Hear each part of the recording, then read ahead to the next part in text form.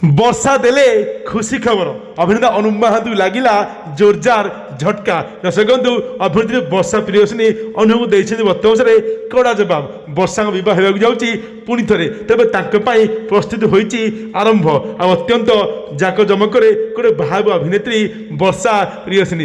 ବର୍ଷା ଅନୁପଙ୍କୁ ଦେଖାଇ ଦେବେ ସେ ମଧ୍ୟ ରାଜକୀୟ ଢଙ୍ଗରେ କରିପାରନ୍ତି ବିବାହ। ତେବେ ଅନୁପ ମହାନ୍ତିଙ୍କ ଦିଲ୍ଲୀ ସାମ୍ବାଦିକ ଜାଗର ଶୁକ୍ଲାଙ୍କୁ ବିବାହ କରିବା ପରେ ଲୋକେ ଅନେଇଥିଲେ କେବେ ବାହାବ ଅଭିନେତ୍ରୀ ବର୍ଷା ପ୍ରିୟଦର୍ଶିନୀ। ତେଣୁ ଲୋକଙ୍କର ସମସ୍ତ ଏବେ ଖୁସି ଖବର ଦେଇଛନ୍ତି ଅଭିନେତ୍ରୀ ବର୍ଷା ପ୍ରିୟଦର୍ଶିନୀ। ଆଉ ବର୍ତ୍ତମାନ ଖବର ଆସୁଛି କି କାଳେ ପୁଣି ଥରେ ବାହାକୁ ଯାଉଛନ୍ତି ଆପଣ ପ୍ରିୟ ଅଭିନେତ୍ରୀ ବର୍ଷା ପ୍ରିୟଦର୍ଶିନୀ। ସେଥିପାଇଁ ଗୋଟେ ମଣ୍ଡପ ସରିଲାଣି ବୁକିଂ, ଆଉ ନିକଟରେ ହୋଇସାରିଛି ନିର୍ବନ୍ଧ। ତେବେ ଆଗାମୀ ସପ୍ତାହରେ କରିବ ଅଭିନେତ୍ରୀ ବର୍ଷା ପ୍ରିୟଦର୍ଶିନୀ ପୁଣି ଥରେ ବିବାହ, ଯାହାକୁ ଶୁଣିବା ପରେ ଏବେ ବଡ଼ ଝଟକା ଲାଗିଛି ଅଭିନେତା ଅନୁପ ମହାନ୍ତିଙ୍କୁ। ସମସ୍ତେ କହୁଛନ୍ତି ଯେତେବେଳେ ବାହାବ ଅଭିନେତ୍ରୀ ବର୍ଷା ପ୍ରିୟଦର୍ଶିନୀ କାଳେ ରାଗରେ ଜଳିଯିବେ ଆଉ କାନ୍ଦି କାନ୍ଦି ଗଡ଼ିବ ଅଭିନେତା ଅନୁପ ମହାନ୍ତି।